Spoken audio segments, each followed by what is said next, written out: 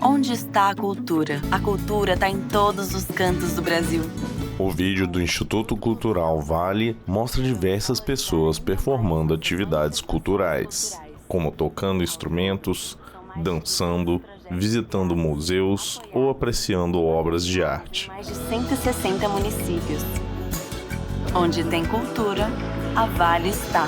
Apoiando e valorizando nossa cultura, crescemos e evoluímos juntos. Oi, gente, muito boa noite. Muito obrigado pela presença de todos e todas.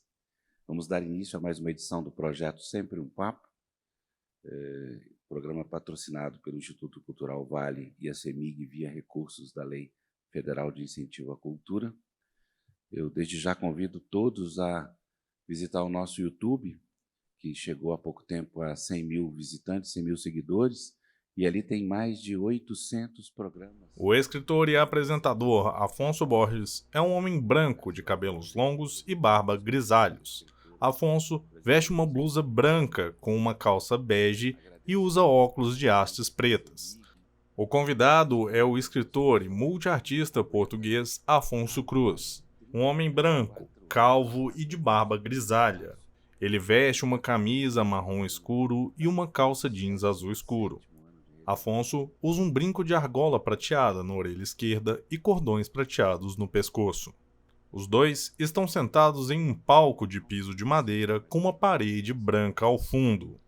Hoje a gente tem a alegria da presença do Afonso Cruz, meu xará, que já participou de outros projetos, não só Sempre um Papo, mas também festivais que a gente fez. Sobre uma mesa ao centro do palco está o livro Para Onde Vão os Guarda-Chuvas, do convidado Afonso Cruz.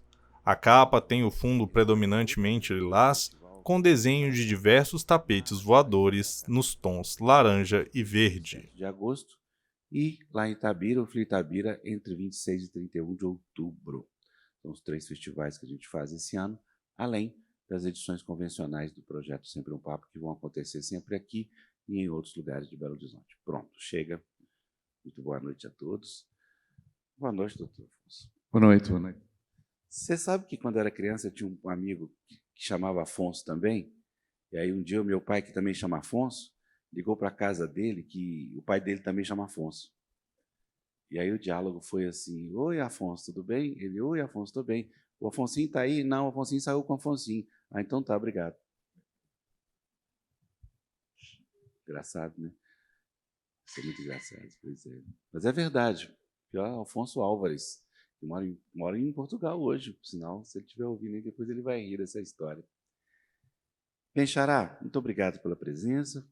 Vamos aqui falar sobre o seu mais recente livro, né, Para Onde Vão os Guarda-Chuvas, que na verdade não é o mais recente, né? Esse livro No Brasil. No Brasil, sim, né? Mas é um livro que já foi publicado há alguns anos e está sendo republicado aqui.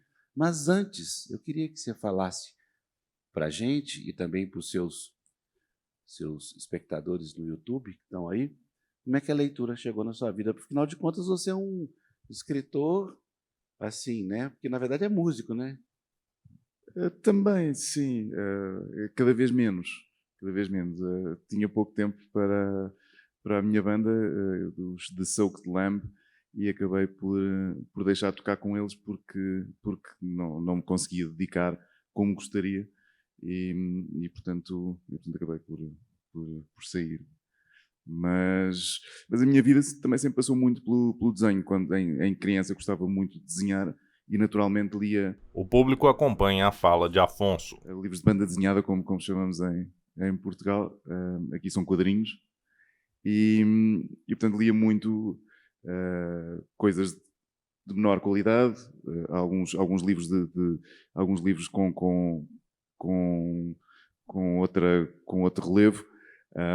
Comecei também a ler um pouco do que se fazia na BD franco-belga, ainda muito, muito novo. E depois, mais tarde, comecei, por volta dos 11, 12, 13 anos, comecei a mudar o tipo de leitura, e isso talvez tenha sido a circunstância mais importante para me formar enquanto leitor, porque foi quando me apaixonei pelos livros que não me eram dirigidos. Ou seja, quando comecei a ler os livros da biblioteca do meu pai, em vez de ler os livros que eram para crianças ou para jovens. E aí descubro um mundo muito, muito diferente, que era muito mais exigente por um lado, mas muito mais cativante por outro. E isto não só na literatura mais convencional, mas também na banda desenhada, ou seja, nos quadrinhos. Também descobri escritores, autores e desenhadores que não se dedicavam propriamente a fazer livros para jovens ou crianças. Então descobri o Prat nessa altura, com o Corto Maltese, e não só o Corto Maltese, também os Escorpiões do Deserto, que aliás foi o meu primeiro contacto com o Prat, e passei a descobrir que esta maneira de representar nos dava uma beleza que me era estranha anteriormente, porque antes os quadrinhos estavam todos preenchidos com balões ou com legendas, e de repente com o Prat eu descobri o silêncio da banda desenhada, o silêncio dos quadrinhos. De repente tenho páginas inteiras em que ninguém diz nada, em que as pessoas se olham nos olhos ou olham para fora através da janela ou qualquer coisa do tipo, mas há momentos mudos, momentos de silêncio que nos inspiram de alguma maneira, que nos trazem aqui alguma contemplação e reflexão e que dão também uma densidade à própria narrativa que não teriam se fosse outro tipo de... Mas você já ilustrava nessa época? Eu não ilustrava porque era muito novo, tinha 11, 12 anos. Não. Já desenhava? Mas desenhava muito e era de facto a minha paixão, e sempre tive a ideia de que um dia viria a ser então um autor de cómics, um autor de banda desenhada, ou quadrinhos, o que quiserem chamar. Coisa que nunca vinha a fazer, na verdade. E depois você estava dizendo, eu te interrompi a respeito da leitura. Em relação aos livros do meu pai, enfim, cheguei então primeiro a alguns autores russos. Eu lembro-me desse ano eu ter ficado particularmente entusiasmado com um pequeno conto do Dostoiévski, que terá sido o primeiro livro declaradamente do meu pai, e portanto ir para adultos e não para mim, enquanto jovem criança. E esse livro chamava-se O Sonho de um Homem Ridículo. Curiosamente, ainda ontem contei esta história, porque nesta altura em que eu estou numa transição de criança para jovem adolescente, ou seja, ali na pré-puberdade, e portanto está ali umas mudanças corporais intensas, e é muito engraçado porque eu, no verão em que li esse livro do Dostoiévski, estava a passar férias com a família de um amigo numa praia de nudismo, e portanto estava rodeado de pessoas nuas, e como eu costumo dizer, estava rodeado de pessoas nuas, mas estava apaixonado por um escritor russo do século XIX. E, portanto, para se ver como a literatura tem mais poder do que tudo o resto. E enfim, depois li um pequeno livro também do Gorky, alguns do Gogol, quem gostei muito. Um homem na plateia ouve atentamente a fala de Afonso. O Quinta dos Animais, não sei como é que está traduzido aqui no Brasil, do Orwell, tendo o meu pai me avisado que não vais compreender esse livro porque ele é também uma metáfora política e portanto tem de ser entendido sob várias camadas. E eu insisti, li, achei que tinha percebido, não tinha percebido, obviamente, em todas as camadas, especialmente aquela que o meu pai se referia, que tinha que ver com a União Soviética, mas foi uma narrativa que não abandonou. Isto é, eu continuei com ela durante alguns anos, à medida que fui aprendendo um pouco mais de história, de política e sabendo um pouco mais sobre a sociedade, acabei por, relembrando a história, ou seja, uma vez que não a esqueci, fui podendo reinterpretá-la ao longo dos anos. E esses livros também, o que é normal que aconteça, marcam mais do que depois os outros mais recentes, porque nessa altura já lemos bastantes. E, portanto, já é difícil que um só livro tenha algum impacto especial. Mas estes primeiros têm, e têm com alguma facilidade. E por isso eu lembro-me de todos os livros que li nesse ano. A seguir li o Angústia para o Jantar, de um autor português, o Luís de Setão Monteiro, que o meu pai também me disse que era muito parecido, em certa medida, com o outro livro do Orwell, A Quinta dos Animais, ainda que eu não tenha percebido qual era a semelhança, porque também tinha que ver com política. Um homem na plateia acompanha atentamente a fala de Afonso. Mas lembro claramente dos livros que li esse ano, e se me perguntarem que livros li o ano passado, ou há 2 anos, ou há 10 anos, não me lembro. Sei que li alguns, sei que alguns ficaram-me na memória, mas não desta maneira tão objetiva. Nos lembramos dos títulos, da própria narrativa, etc. Tantos livros que eu leio recentemente e que gostei muito da narrativa, e se alguém me pedir para descrever, eu nem sei por onde começar. Sei mais ou menos, sei do que é que tratava, e pouco mais do que isso.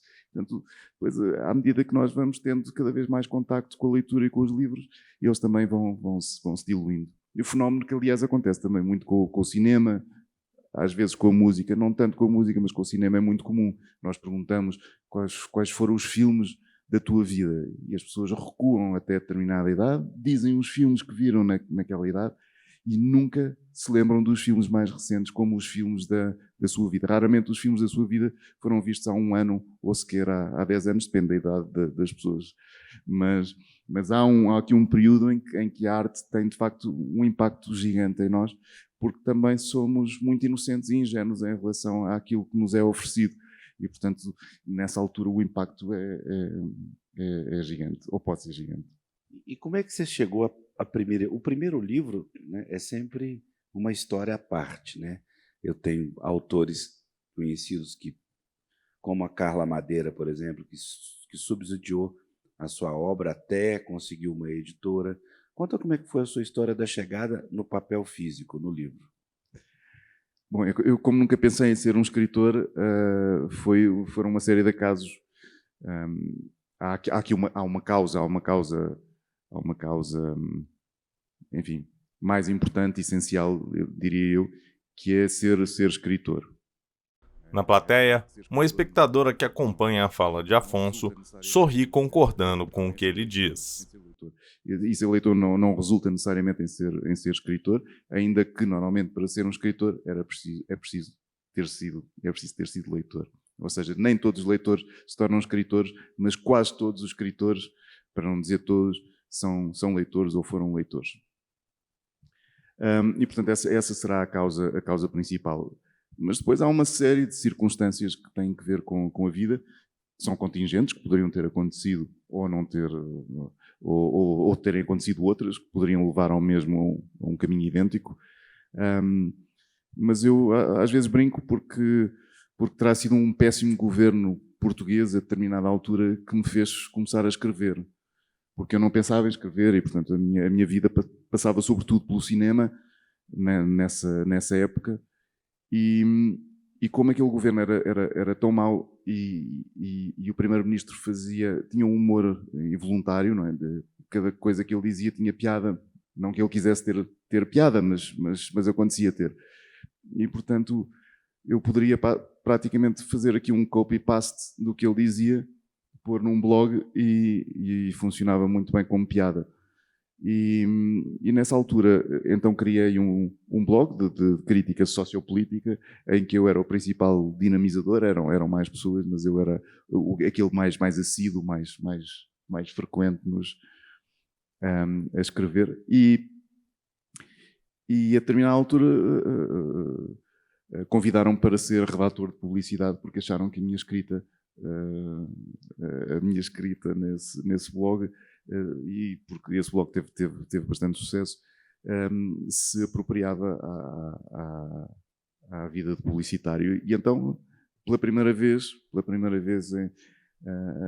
na minha vida, comecei a trabalhar com palavras e não com imagens.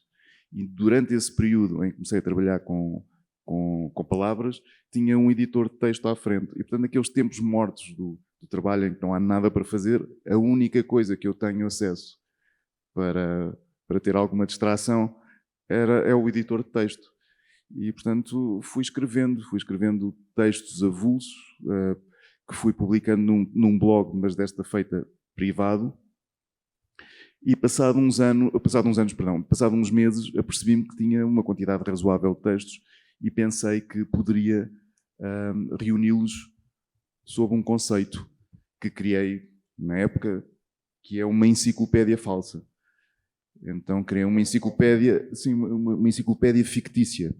Ou seja, uma enciclopédia que parece uma enciclopédia verdadeira, com os verbetes alinhados de A a Z, alfabeticamente, mas o seu conteúdo não é verdadeiro, portanto não corresponde à realidade. E ainda que tenha algumas referências à realidade, mas normalmente sempre pontuadas pela ficção. Por exemplo, eu posso ter uma frase verdadeira, mas dita por uma pessoa inventada. Da mesma maneira que posso ter usar uma pessoa qualquer que existiu e atribuir-lhe uma frase que ela não disse. E da mesma maneira tenho pessoas inventadas a corroborarem-se, a citarem-se uns aos outros. Tenho livros inventados, autores inventados, poetas inventados, e a própria bibliografia da enciclopédia é falsa. Portanto, praticamente põe lá 1 ou 2 livros que são reais, que existem de facto, e tudo o resto é invenção.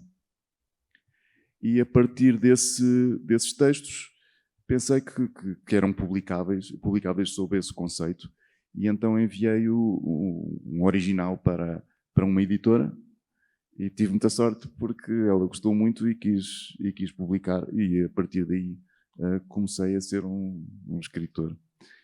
Mas sem ter pensado muito nisso antes de chegar aqui, ou seja, já tinha 37 anos e nunca tinha pensado em ser um escritor, e nem sequer na altura em que estava a escrever os textos pensava em ser um escritor. Portanto, foi só depois de ter uma centena deles é que me apercebi que poderia estar perante um livro, que esses textos poderiam reunidos ser então um livro. Uma mulher na plateia acompanha a conversa. Daí a mecânica de escrever livros, como é que foi esse processo de você entender que é um escritor, entendeu? Porque uma coisa é você fazer um blog, publicar um primeiro livro. Claro. Outra coisa é se descobrir escritor. Sim. Obviamente, inicialmente tinha muito pudor em dizer que era um escritor só porque tinha publicado um livro. E mesmo quando publiquei o segundo, continuava com pudor em dizer que era um escritor.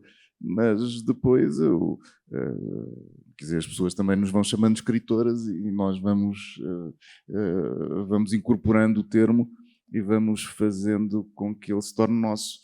E enfim, depois não há... começa a ser irreversível nesse sentido. Já sou escritor. Ainda que estas coisas... Agora usei esta expressão irreversível, mas na realidade não é. Não. O Elie Wiesel dizia que só existe uma coisa irreversível, curiosamente. Porque qualquer um de nós pode ser arquiteto e deixar de ser. Pode ser ladrão e deixar de ser. Pode ser político e deixar de ser. Pode ser músico e deixar de ser. Pode ser escritor e deixar de ser. E ele dizia que só há uma coisa que nós não deixamos de ser, que é, se formos assassinos, nunca deixamos de ser, mesmo que deixemos de matar. E portanto, o escritor ainda mantém alguma irreversibilidade. Mas enfim, fui incorporando o termo e foi passando a ser meu, ainda que muitas vezes venha acompanhado das outras coisas que continuo a fazer, como a ilustração, em especial a ilustração, porque é a outra atividade, além da literatura, que ocupa mais o meu tempo. E o que você abriu mão nesse desejo? Porque sua trajetória começou com música, é uma outra linguagem, depois a ilustração. Em algum momento você abriu mão de alguma coisa? Sobretudo do cinema. Deixei de fazer animação. Eu dedicava-me sobretudo a desenhos animados.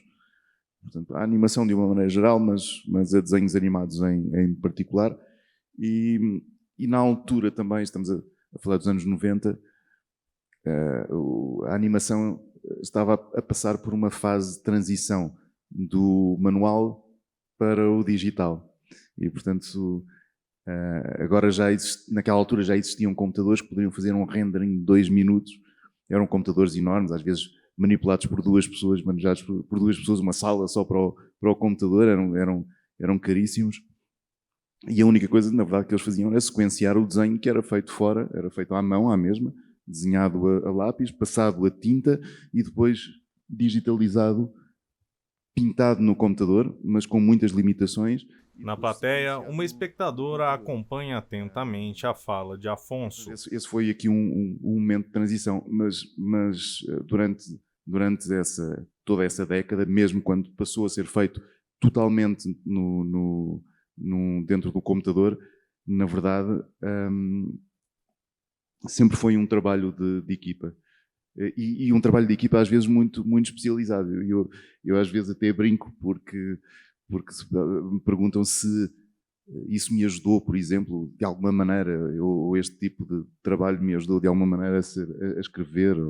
E eu digo que sim, há uma maneira de fazer animação que é muito próxima de alguns métodos de escrita.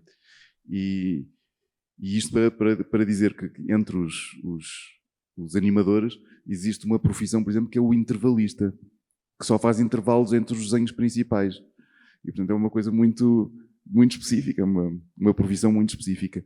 Mas que na literatura é curioso porque muitas vezes os livros passam também por um momento-chave, que nós em animação chamamos keyframes. E a literatura, passando por uma narrativa, passando por determinados momentos-chave, há depois que preencher a narrativa que nós não podemos preencher isto tudo com tempos vazios, com tempos ocos. Não é? Aliás, podemos, mas fica sempre ali qualquer coisa de estranho.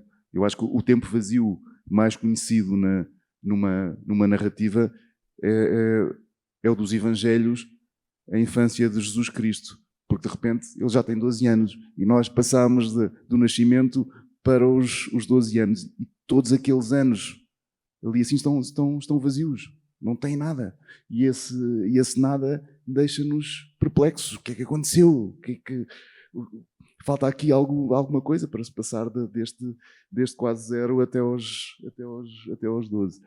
E portanto, na literatura acabamos por querer preencher, às vezes de uma maneira mais apressada, outras vezes de uma maneira mais detalhada, mas a verdade é que temos de colocar esses intervalos para a narrativa ser relativamente credível ou verosímil, para usar a expressão mais dentro da gíria da literatura.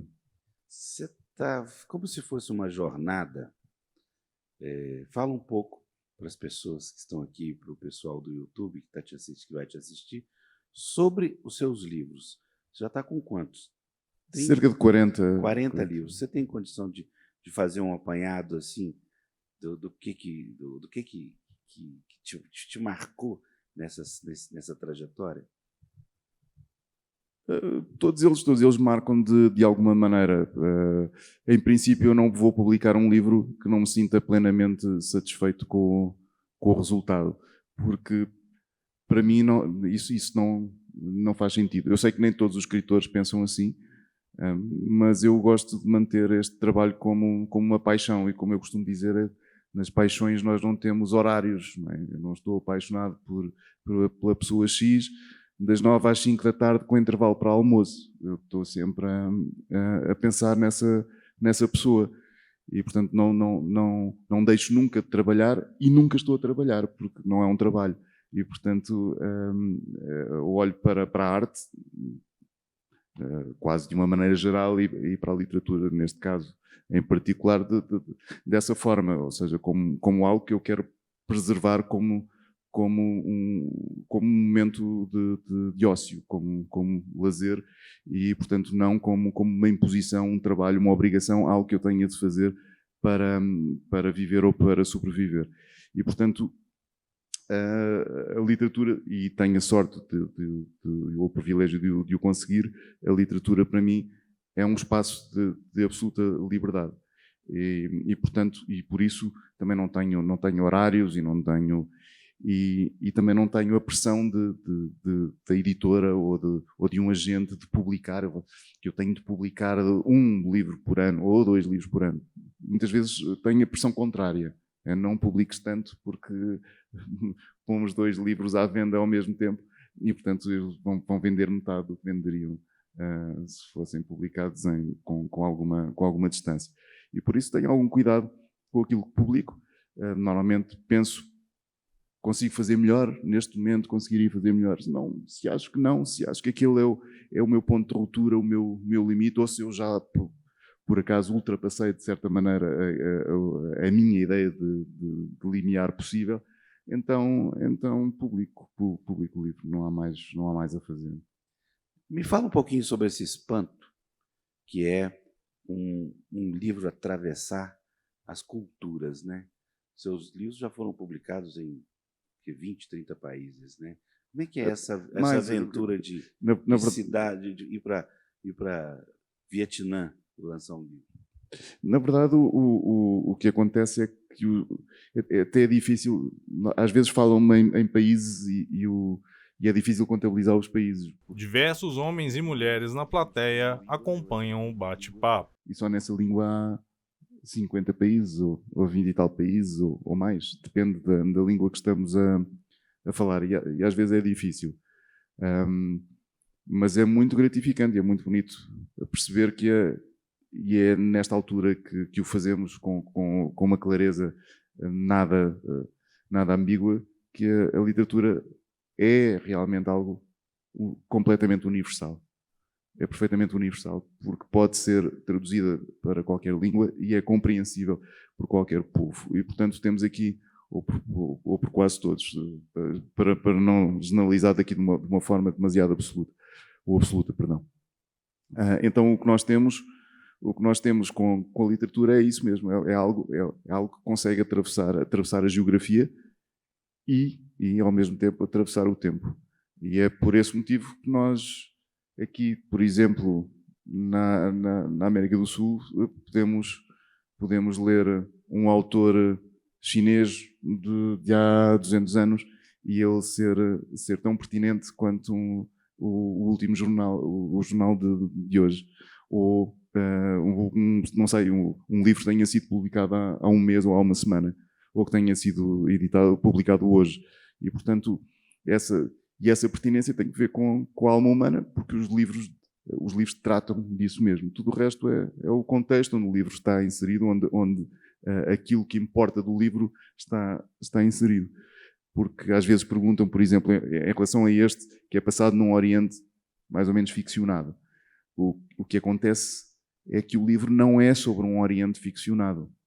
Isso é o contexto, é o palco onde eu coloco determinadas personagens e que vão ter determinadas relações entre elas, e o que está a ser mostrado o que está a ser obviamente mostrado são as relações entre essas personagens. E, portanto, é da alma humana que se trata dentro de um cenário, dentro de determinado cenário, e, portanto, esse é só o pano de fundo, não é de facto o cerne, o conteúdo e aquilo que importa num livro. Mas, enfim, na verdade, se nos perguntarem sobre o que tratam os livros, nós todos teríamos de responder exatamente a mesma coisa. É sempre a alma humana. O público acena em concordância com Afonso. Você acabou de falar do guarda-chuva, né? Mas, assim, independente do Oriente ter sido ficcionado, né? Existe campo de pesquisa para a redação ou é tudo imaginação?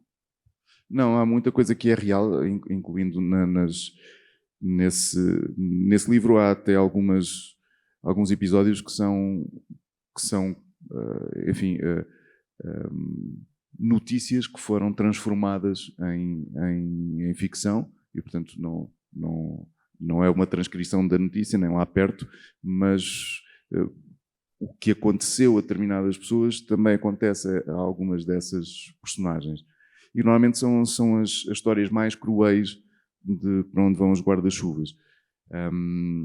Como, por exemplo, um casal de hindus que se apaixonam, que são de castas diferentes, e que aqui no livro, na verdade, o que aconteceu, na realidade, que é bastante mais duro e cruel não é bastante, mas é mais duro e cruel do que aquilo que acontece no livro, é que esse casal que nunca se tocou, portanto um rapaz e uma rapariga, nunca se tocaram, sentaram-se no mesmo banco, mas porque eram de castas diferentes, os pais repararam e pegaram nos filhos e mataram-nos. Os pais dela mataram-nos a ela e os pais dele mataram-no a ele. E aqui no livro eu retrato um caso semelhante, mas um deles salva-se. E, portanto, não é tão cruel quanto a história verdadeira. E, portanto, há alguma pesquisa, mas há uma coisa que para mim é muito mais importante.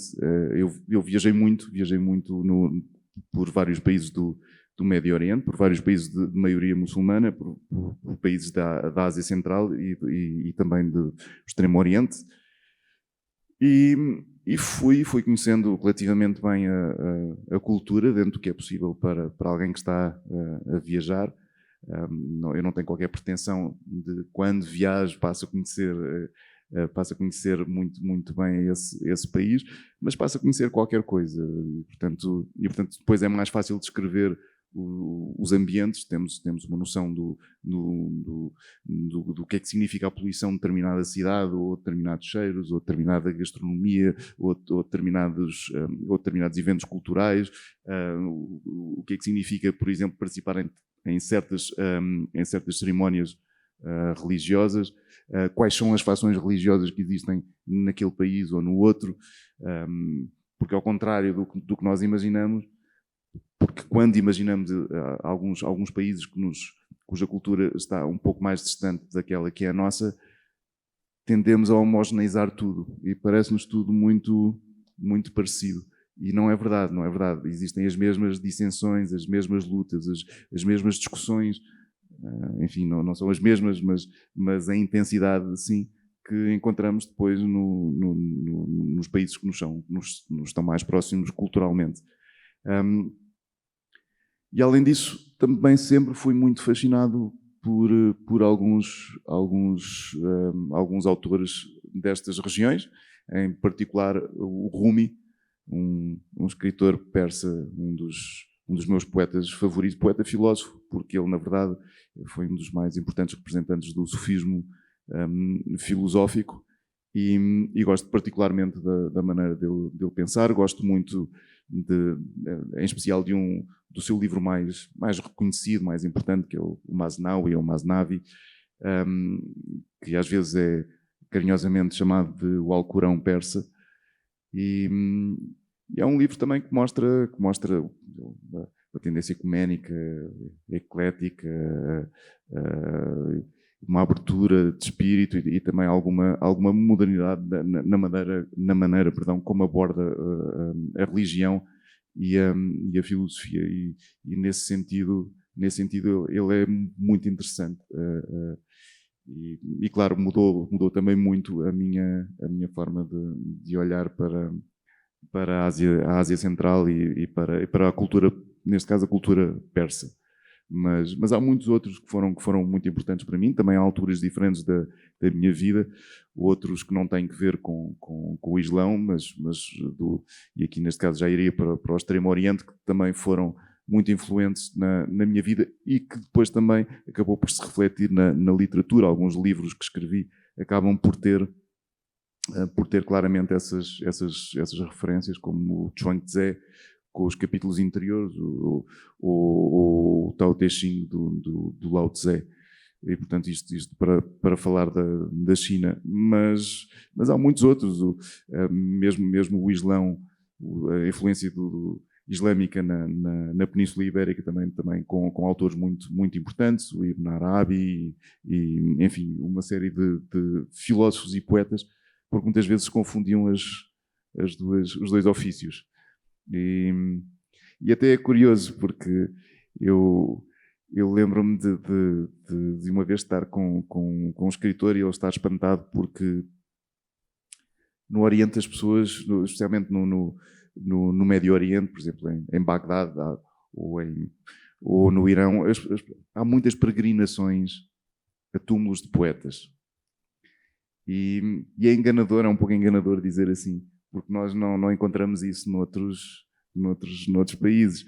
Mas o que acontece é que estes poetas eram também místicos e, portanto, expressavam a sua religiosidade através da poesia. E portanto, era também a maneira de dizer algo que, à partida, nos parece indizível, que é esse transporte místico. E por isso mesmo, nós acabamos por descobrir esta devoção que acaba por ser bonita, porque se confunde, de facto, aqui um lado da religião com a filosofia e com a poesia. E não é raro nós entrarmos num táxi e o taxista nos citar alguns destes poetas mais importantes, Al-Mutanabbi, o próprio o Farid Dinatar, o Rumi, o Saadi, ou qualquer um destes poetas que marcaram o Médio Oriente e a Ásia Central. E mais, o próprio... o que nós encontramos não é expectável, muitas vezes. Eu quando fui a Bagdade, estive numa rua, Al-Mutanabbi, a rua Al-Mutanabbi, portanto, é a rua de um dos poetas mais importantes do Iraque. E essa rua é maravilhosa, é uma rua lindíssima, porque eu acho que existem mais livrarias só naquela rua do que na cidade de Lisboa. E, portanto, existem muitas livrarias, algumas livrarias muito pequeninas, onde só cabe uma pessoa, outras livrarias grandes, com mais do que um andar. E às sextas-feiras, que é o feriado, muitos livreiros põem os livros no chão e trocam-se livros, vendem-se livros, dança-se, canta-se, recita-se poesia, e é uma rua extraordinária nesse sentido. E tão extraordinária que, na verdade, acabou por ser alvo também de um atentado terrorista com um caminhão que matou uma série de gente, cerca de 30 pessoas, porque sabem também que é uma rua que é uma forma de resistência também, e, portanto, uma rua onde as pessoas trocam ideias, uma rua onde as pessoas não têm de ter uma verdade única, porque os livros permitem essa liberdade, fazem-nos refletir, fazem-nos pensar, e, portanto, é uma rua perigosa para muita gente, e se calhar a rua mais perigosa de todas. Não por ter armas, mas por ter livros que são coisas então com uma capacidade de mudar o futuro, e cada vez que uma pessoa de facto abre um livro, abre também um futuro, e isso é perigoso para quem não gosta de que o mundo mude noutra direção, para lá daquela onde se dirige. Gente, quem quiser fazer pergunta, fica à vontade, tá? Um espectador assume o microfone para fazer uma pergunta. Boa noite, meu nome é Vander. Muito obrigado pela presença aqui, Afonso Borges e Afonso Cruz. A minha curiosidade, ela diz respeito à memória. Você começou dizendo que não se lembra dos últimos livros que leu nos últimos tempos. Eu tenho tido também essa infeliz descoberta. E me chamou muita atenção o seu livro Flores, em que você trata a questão da memória de maneira tão poética que me tocou tanto. Eu queria saber um pouco mais sobre isso, o que te levou a escrever sobre a memória, sobre esse apoio àquele que perde a memória, seja com Alzheimer ou outro tipo de patologia, e se realmente essa inspiração para esse livro partiu dessa constatação, dessa nossa memória tão esquecida e tão perdida ao longo dos tempos. Bom, esse livro, como quase todos os livros, partiu de várias ideias, e não há propriamente uma ideia única que tenha sido a causa ou que tenha resultado naquele livro. Há uma concorrência de ideias que depois foram amalgamadas de algum modo num livro que trata de um tema assim único, que podemos dizer que é a memória. Ainda que a memória esteja muito associada para quase toda a gente à identidade. E era algo que também eu gostava de explorar nesse livro, dizendo que nem sempre, porque uma pessoa pode perder a memória e continuar a ter a sua noção de identidade. Ele quando vê a sua imagem no espelho, sabe que é a sua imagem no espelho, mesmo não se lembra nada da sua vida. E, portanto, essa identidade pode ser meio oca porque não tem memória, mas existe. Essa identidade não desaparece. Isto por um lado. Depois, por outro, interessava-me muito explorar a ideia de identidade e do outro. E como o outro, que era algo que já tinha feito, em especial na Boneca de Kokoschka e no Jesus Cristo Bebia Cerveja, mas interessava-me explorar precisamente porque nós somos feitos também dos espelhos que é o outro à nossa volta, e que nós não somos indivíduos, não somos seres humanos sem a presença de seres humanos. Se não me ensinassem, por exemplo, a falar, se não houvesse um ser humano que me ensinasse a falar, eu jamais falaria. E, portanto, isso não nasce connosco, não é algo inato. E, portanto, é uma tecnologia, porque é uma tecnologia a linguagem, uma tecnologia adquirida, que nos é oferecida, neste caso, por um ambiente cultural. Poderá ser pela família, poderá ser pela tribo, poderá ser pela sociedade, mas é adquirida. E, como tal, essa identidade acaba por ser criada através das nossas relações com outras pessoas, do relacionamento delas connosco, e por isso esse livro também fala desse testemunho possível, que é descrever o outro. E uma das personagens principais, quando interroga as pessoas que conheciam aquele que perdeu a memória, ele tinha testemunhos muito dispares e por vezes contraditórios. Em especial porque, se é uma pessoa que gosta muito de mim, irá naturalmente dizer bem de mim. Se é uma pessoa que não gosta de mim, irá naturalmente dizer mal de mim. E até pode ser descrevendo o mesmo ato. Ele vê-me fazer qualquer coisa e pode, quem não gosta, descrever de determinada maneira e o outro descrever de uma maneira positiva. E é muito normal nós vermos isso. Por exemplo, vamos supor este exemplo. Alguém vê passar um pobre que lhe pede dinheiro e ele dá dinheiro a esse pobre. Se eu não gosto da pessoa que deu dinheiro, digo, lá está ele a exibir-se, a mostrar que é caridoso. Se for uma pessoa que gosta muito dele, diz, não, ele é de facto uma pessoa caridosa, nunca o vi passar por um pobre sem que o auxiliasse de alguma maneira. E, portanto, isto são duas maneiras, são simplesmente duas formas de olhar para o mesmo gesto, para a mesma pessoa e avaliá-la e fazer aqui um juízo que é completamente diferente. Acresce ainda que esse livro também tem algo a ver com a minha família, com a minha mãe, com a morte da minha mãe, que também teve uma doença degenerativa do cérebro e, portanto, era algo que me era muito próximo. E isto também, o livro ainda tem outra componente que se calhar é interessante, que é a nossa capacidade ou incapacidade para lidarmos com determinados problemas. Os que estão perto, os que estão longe, o assoberbamento da informação, o modo como lidamos com determinados assuntos e como às vezes confundimos uns e outros, porque nós estamos obviamente preparados para agir face aos problemas que nos estão próximos, porque são esses que nós podemos mudar alguma coisa.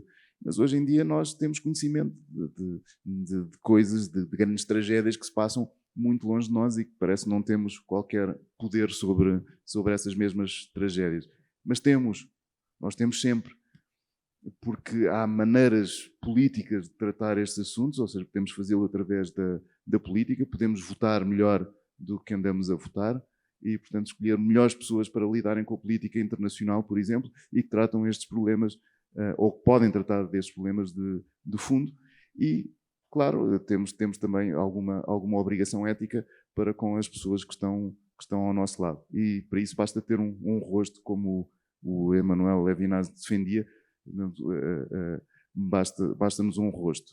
E enfim, depois é preciso não confundir, porque é o que acontece muitas vezes nas redes sociais. Alguém vem defender o um cão maltratado e alguém diz: sim, mas um cão maltratado, o que é isso comparado com a fome no Sudão ou na Etiópia? Sim, de facto, não é comparável, mas por que raio de motivo é que eu não hei de ajudar o cão quando posso ajudar o cão e não hei de ajudar as pessoas da Etiópia quando o posso fazer de outras maneiras? A espectadora continua as anotações em seu caderno. Não se exige que uma pessoa apanhe um avião e vá para a Etiópia a resolver problemas etíopes, mas pode, de algum modo, ajudar de longe através por exemplo, do ato político. E portanto o livro também fala um pouco sobre isto, sobre algum adormecimento que vamos tendo em relação a algumas notícias, as indignações muito transitórias que não levam a lado nenhum, os lugares errados para discutir determinados temas e assuntos ou para reclamar deles. Por vezes, em determinadas alturas, somos maltratados e não sabemos reagir naquela altura nem com os meios certos, e depois reagimos nos locais errados, às vezes dentro do lar, porque estamos irritados, às vezes num café ou a discutir com um amigo, etc. Ou nas redes sociais também, que se calhar é o mais provável. Mas não é o lugar certo. Às vezes muitas vezes o lugar certo é na rua, mas não dessa maneira. Há maneiras organizadas de o fazer e que são mais eficazes do que ser simplesmente resingão em relação a determinados assuntos, porque é disso que se trata. Eu queria que você falasse, você até agora não falou, eu nesses anos todos de trabalho, cada escritor tem um jeito característico de escrever e, às vezes, bastante excêntrico, né? Por exemplo, o Milton Atum até hoje escreve à mão. Imagina o que é escrever um romance à mão, depois passar para negócio e tudo. Como que você escreve? Não escrevo à mão. Não escrevo à mão e sou... E quando aparece uma nova tecnologia, aproveito-a como posso. Sempre no sentido que ela é uma ferramenta para alguma coisa. E, portanto, não é um fim em si mesma. Não tenho uma nova tecnologia pelo prazer de ter uma nova tecnologia. Não é bem isso. Mas quando há e a posso usar, uso-a em meu proveito, em proveito daquilo que faço, neste caso a escrita. E assim eu posso, por exemplo, estar numa fila num supermercado e se tiver uma ideia eu escrevo no celular e fica na nuvem e depois tenho no editor de texto quando chegar a casa. E, portanto, uso as tecnologias nesse sentido. É muito mais prático do que escrever à mão num bloco, como fazia antes, alguma ideia, e depois ter de a transcrever, às vezes já não perceber o que é que eu próprio escrevi porque estava na fila do supermercado. E as ideias têm uma característica semelhante à dos sonhos, tem qualquer coisa de onírico, que é, por vezes nós temos aquilo que achamos ser uma boa ideia. Às vezes até pode ser uma ideia genial, ou nós achamos que é uma ideia genial. Muito provavelmente no dia seguinte já não é, mas naquela altura nós achamos que sim. E não temos onde escrever essa ideia.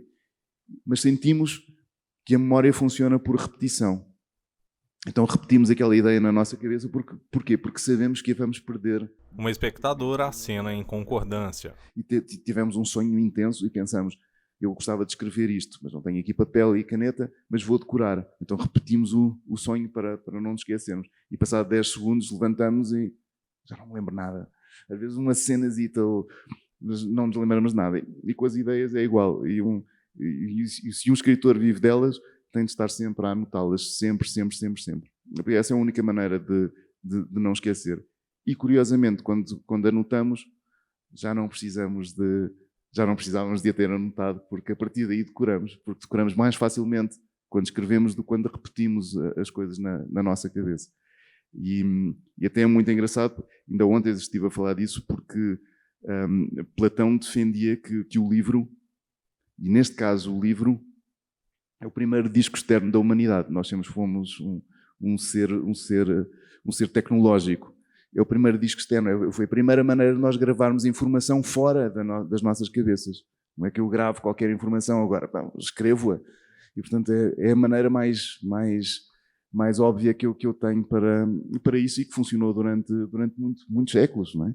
O livro existe há muito tempo e, portanto, independentemente do formato, se era em rolo, mas enfim, desde que apareceu a escrita, nós podemos ter coisas muito mais objetivas do que tínhamos só com as pinturas nas paredes de uma caverna. E, portanto, aqui já podemos, por exemplo, e já agora foi assim que começou a literatura, a escrita, não necessariamente a literatura, começou mais ou menos ao mesmo tempo para gravar poemas religiosos, enfim, há esta parte mais bonita e literária, mas também, e sobretudo, para gravar dívidas. Portanto, se alguém leva aqui 10 quilos de cereais, eu vou lá pôr 10 quilos, não, porque não existiam quilos, não é esta a medida, mas vou anotar, que é para nós não nos esquecermos, e portanto temos aqui uma coisa gravada, que vai ficar gravada, e às vezes era em barro, outras vezes era em pedra, mas eram coisas que não se apagavam com muita facilidade. Ainda hoje nós usamos a expressão gravada em pedra. Mas isto para dizer que Platão então defendia que o livro, a escrita, iria acabar com a nossa memória. Porque nós, a partir do momento em que escrevíamos, já não precisávamos de decorar nada. Ficava escrito ali, portanto, iria arruinar-nos a memória. E, portanto, são os primeiros que nós chamamos em Portugal velhos do Restelo. São aquelas pessoas que estão sempre a dizer mal de tudo o que aparece novo e, portanto, acham que é tudo horrível, que a outra geração é que era, hoje as pessoas já não têm valores, hoje as pessoas já não aprendem, hoje as pessoas não têm atenção, hoje as pessoas não leem, hoje as pessoas não honram contratos, hoje as pessoas não têm palavra e por aí fora, parecendo que a geração anterior era melhor do que esta, o que quer dizer que a geração anterior à geração anterior era melhor do que a geração anterior, e por aí fora, até Caim ou Adão, que essa seria então a melhor geração de sempre. Coisa que nós sabemos que não era, especialmente a de Caim. Mas o que Platão não sabia, e eu ontem lembrei-me da palavra certa, nós em Portugal usamos o cábula. O cábula é o cola, não é? A pessoa que faz colas, que escreve para textos para copiar. Que copia? Sim, não se chama cola? É um cola? Não. Como é que chama aqui, gente? Pessoas na plateia se mostram pensativas frente à pergunta de Afonso. Não. O aluno que quer copiar no teste. Ah, é? Não, aqui não tem isso, não. Isso. Ah! É o cola, exatamente. Colar, então, agora entendi. o que aconteceu com Platão é que ele não sabia da existência dos colas. Porque se ele soubesse, e se ele tivesse sido um cola ele próprio, ele saberia que escrever, quando escreve aquele papelinho para enganar o professor, fingir que estudamos, já não precisamos estudar. O facto de termos escrito aquela matéria já nos fez decorar. E, portanto, Platão saberia, se tivesse sido um cola, que a escrita não arruinaria a nossa memória, pelo contrário, nos ajudaria a decorar. E, portanto, creio que esta é uma das ferramentas mais importantes para um escritor, é ter um bloco sempre consigo, ou alguma maneira de gravar os seus pensamentos, os seus monólogos interiores, as suas ideias, etc. E ter isso muito, muito presente e acessível. E muito acessível. De resto, eu sou um escritor que gosta mais de planear. Eu gosto de planear antes de me sentar em frente a um ecrã. Às vezes as pessoas perguntam se eu não tenho receio da tela branca ou do ecrã branco. E eu não, porque eu não me vou sentar em frente a coisa nenhuma sem ter uma ideia prévia. E, portanto, não me vou sentar em frente a uma página branca à espera de ter uma ideia. Porque isso não faz sentido. O que eu faço quando não tenho uma ideia é vou cozinhar, vou passear, vou ler e muito provavelmente hei de ter uma ideia. Ou vou rever as minhas notas e muito provavelmente tenho uma ideia. E quando tiver essa ideia, então já me sento e já consigo escrever. E, portanto, eu não tenho qualquer problema com a página branca, porque não me vou sentar à frente de uma página branca quando não tenho uma ideia, mas somente quando tenho uma ideia. E, portanto, o meu método passa muito por planear e aos poucos, apesar de quase sempre ter feito isto por tendência, uma tendência relativamente intuitiva, a verdade é que depois fui tentando justificar o meu método racionalmente, depois cheguei a algumas conclusões mais metódicas e racionais, que não aplico de um modo consciente, mas que depois consigo explicar de um modo bastante racional, ou seja, apresento um método. Digo assim, bom, isto pode ser feito desta maneira. E a verdade é que em alguns cursos de escrita que tenho feito, muitas vezes ponho o método em prática e, portanto, peço que as pessoas façam um determinado tipo de exercício com determinados elementos e às vezes com elementos muito simples, porque nós não nos damos conta que por vezes um tema muito básico pode dar coisas muito diferentes e às vezes belíssimas, às vezes muito trágicas, às vezes muito cómicas. Depende. Eu já fiz um curso, por exemplo, em que Participantes da plateia ouvem atentamente. usei o conselho de um escritor de ficção científica, que já agora gosto muito, que é o Kurt Vonnegut, e ele disse a certa altura que, aconselhando os aspirantes a escritores, a certa altura que as vossas personagens façam com que as vossas personagens queiram alguma coisa. Porque obviamente que não existe vida sem algum desejo, sem alguma ambição, sem movimento, sem dinamismo, sem dinâmica. Portanto. E é óbvio que isso é necessário para criar uma narrativa. E ele disse, elas têm de desejar alguma coisa, nem que seja um copo d'água. Então eu fiz o exercício com o copo d'água. Nós vamos ter aqui a personagem principal e a personagem principal tem sede. É só isto, tem sede. E o que é que isso significa? Significa que essa personagem principal, quando a premissa inicial é tem sede, significa que eu já tenho o final da história, que é o copo d'água, porque é o que ela deseja. Portanto, ela quer alcançar um copo d'água, ou ter água, chegar à água. E pode conseguir, e é o que os gregos chamavam comédia, portanto tem um final feliz, ou o que os gregos chamavam tragédia, e tem um final dramático, em que ele não chega àquilo que ambiciona. E vocês, só com sede, vocês podem ter coisas completamente diferentes. Podem ter uma pessoa no deserto, ou um náufrago no mar, e tem um livro provavelmente mais próximo da aventura ou do entretenimento, mas também pode ser muito introspectivo, porque é uma pessoa isolada consigo mesma. Podem ter uma coisa psicológica, como, por exemplo, se o Afonso jamais faria isso, mas se tivesse esquecido de deixar-me aqui uma garrafa de água e eu agora não tinha água e estava com sede e estava aqui a falar e a minha boca estava seca, mas já não conseguia, mas por vergonha, porque sou uma pessoa mais ou menos tímida, era incapaz de interromper a conversa para pedir água, mas depois lembrava-me de uma série de situações da minha vida em que não o tinha feito e, portanto, não tinha reivindicado uma série de coisas por timidez, por falta de ousadia, por falta de arrojo. E, portanto, tinha aqui uma história psicológica. E correria bem se eu pedisse o copo d'água, porque iria mudar o meu padrão, um padrão de comportamento da minha vida, ou correria mal se eu de facto, não tivesse a coragem de pedir um copo d'água, uma coisa tão simples. E já agora, quanto à história a certa altura, estava na Palestina e fui tomar um copo de vinho porque muitas vezes em Ramallah, enfim, Ramallah era o caso, mas nós imaginamos sempre determinados países, uma vez mais, porque vemos na televisão determinadas imagens, sempre com certos contextos, mas em Ramallah não é raro ver uma mulher sozinha, uma mulher acompanhada com outras mulheres, uma mulher num grupo com outros homens, com o cabelo destapado e a beber vinho. Há também lojas que vendem bebidas alcoólicas dentro da cidade. E, portanto, não é uma cidade ultra-ortodoxa, nada disso, como seria, por exemplo, uma cidade da Arábia Saudita ou do Kuwait, onde o álcool é proibido todo, até para os turistas, incluindo os hotéis de 5 estrelas ou mais estrelas.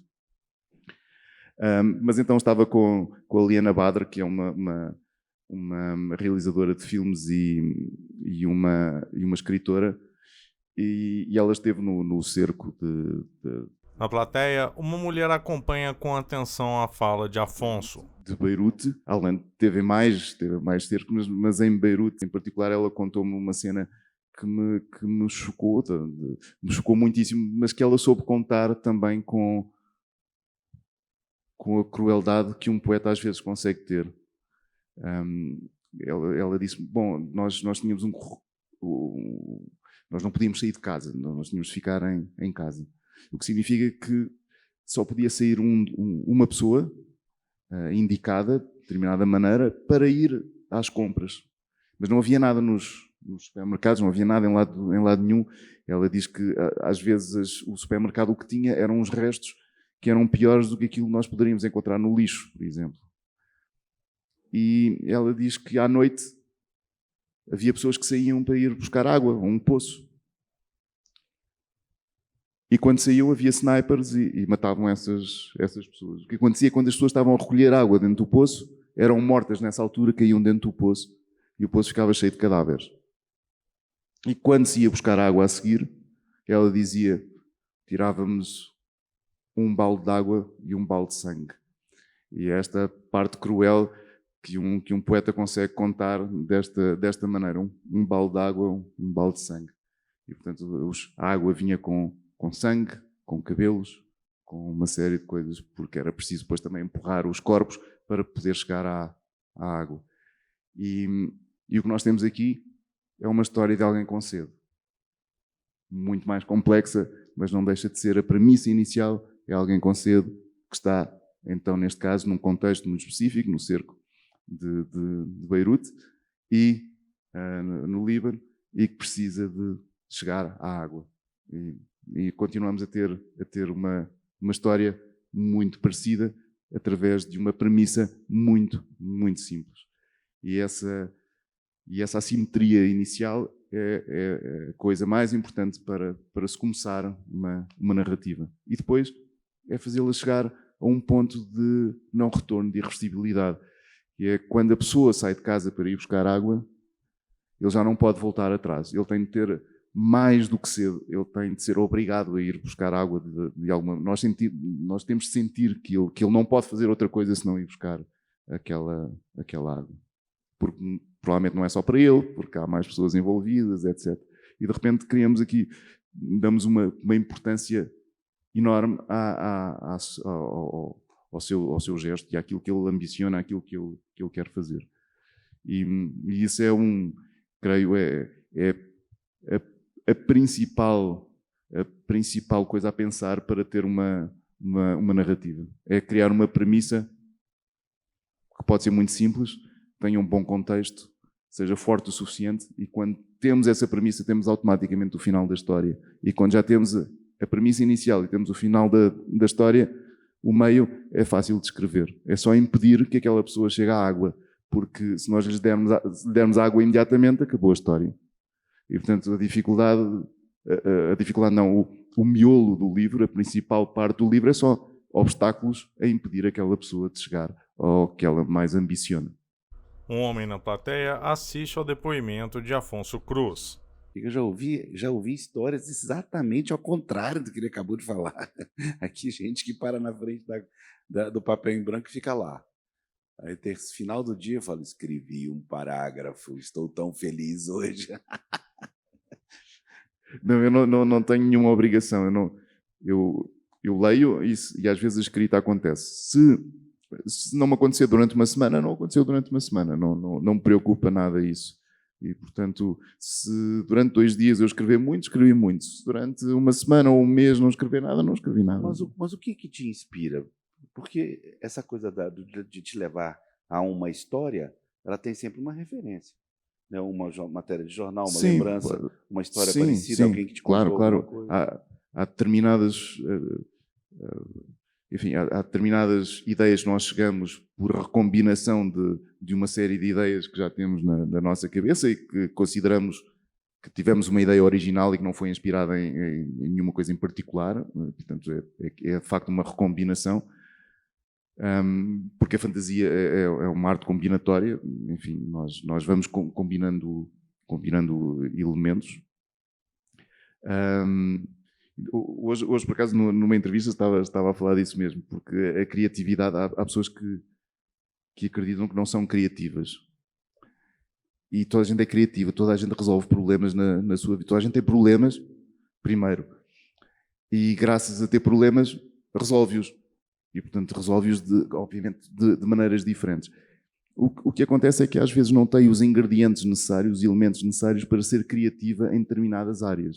É criativa noutras. Às vezes as pessoas são criativas, por exemplo, eu gosto muito de cozinhar e tento ser criativo na cozinha. Tenho os ingredientes, tenho alguma experiência, vou remisturando os ingredientes que tenho em casa e vou fazendo receitas novas ou que eu não conhecia. Às vezes tenho decepções, porque imagino que descobri uma receita, depois vou fazer uma pesquisa no Google e já existe a receita. Mas esta é uma maneira de aplicar. É óbvio que se eu tiver muitos ingredientes na minha despensa, esses ingredientes não servem para ser criativo, por exemplo, a fazer um poema, não é? Porque ter naquele dia uma alface, uma courgette e um bocado de frango não faz com que eu escreva um bom poema. Mas a ideia é a mesma. O mecanismo é o mesmo. E o que acontece é que para uma pessoa ser criativa na poesia, tem de conhecer os elementos da poesia, tem de ler poemas, e depois de ler poemas já tem os ingredientes necessários no seu frigorífico ou na sua despensa para criar um poema. Mas toda a gente é criativa. Ou seja, isso não é uma coisa que nós podemos subtrair à realidade humana. Nós todos somos criativos, podemos aplicar a nossa criatividade em áreas diferentes. E, portanto, eu comecei com isto e já não me lembro de onde é que partimos, mas e agora tenho alguma dificuldade em regressar a esse ponto, que já não sei qual é que era, da tua pergunta. Espectadores na plateia riem do esquecimento de Afonso. Então, gostaria que Vossa Excelência fizesse aquele combinado nosso, né? Que agora ele vai fazer uma palestra de 2 horas. Deixa eu encerrar. Não vou fazer uma palestra de 2 horas, mas é um privilégio regressar a Belo Horizonte e gosto muito de viajar no Brasil. Foi um dos países, uma coisa que não contei, mas que é uma parte fundamental da minha vida, é a viagem. E quando trabalhava com cinema de animação, viajava também muito. Comecei a viajar sozinho e viajava 3 a 6 meses por ano com o dinheiro dos filmes que fazia. E, portanto, ganhava algum dinheiro e viajava com esse dinheiro, uma vez que normalmente viajava para países onde o nível de vida era mais barato do que o português e, portanto, poupava dinheiro, na verdade, quando estava a viajar. Não estava a gastar tanto dinheiro quanto gastaria em Portugal. Às vezes perguntava como é que eu tinha dinheiro. Bom, tenho dinheiro porque procuro destinos que são mais baratos do que aquele onde vivo. E passei a viajar muito. E um dos meus destinos favoritos foi de facto o Brasil, e que mais mudou, por vários motivos. Mas posso confessar-vos que o primeiro desses motivos é a língua. É a possibilidade de comunicar em português, de compreender o que me estão a dizer e não fazer um esforço adicional. Porque quando estou num país onde se fala espanhol ou onde se fala inglês e eu tenho de estar a pensar noutra língua, chegamos ao final do dia cansadíssimos. Mas falando a nossa própria língua, temos aqui acesso a coisas que são insubstituíveis. Até porque estive em países, por exemplo, eu hoje falei de alguns autores chineses, e quando fui finalmente à China, saí de lá muito desiludido. Não com a China, que não tem culpa nenhuma, mas com a minha incapacidade de comunicar. E, portanto, como não era capaz de comunicar, acabei por não criar relações, e as viagens, e isto pode ser um estereótipo gigante, mas não deixa de ser verdade. As viagens são feitas pelas pessoas, são as pessoas que importam no final da viagem e não uma paisagem muito bonita. A paisagem muito bonita existe em postais, numa série de... Mas as pessoas não. As pessoas são algo muito mais complexo e que nos oferece muito mais do que uma paisagem pode fazer. E por isso o Brasil foi sempre, e também pela sua dimensão, por ser um continente quase, ou ter as dimensões de um continente, permitir também ter esta diversidade geográfica, cultural, gastronómica, etc. Na plateia, 2 espectadoras acompanham a fala de Afonso. E também, já agora, vou acrescentar ainda mais outra coisa. Eu gosto mais do interior do litoral, porque não só me sentia mais seguro no interior, como descobria coisas muito mais surpreendentes nos lugares que não estão tão habituados ao turismo do que o litoral, que está mais habituado a ver estrangeiros e, portanto, é um pouco mais cosmopolita na sua forma de estar. E nem sempre isso é bom. Às vezes é, outras vezes não. Mas dizia eu, é um privilégio regressar ao Brasil. Gosto muito. Ultimamente venho em trabalho, já não venho como um turista ou viajando, como eu gostava de dizer na altura, de uma forma um pouco mais romântica, mas é sempre muito bom regressar. E muito obrigado pelo convite e muito obrigado pela vossa presença. A plateia aplaude calorosamente Afonso Cruz.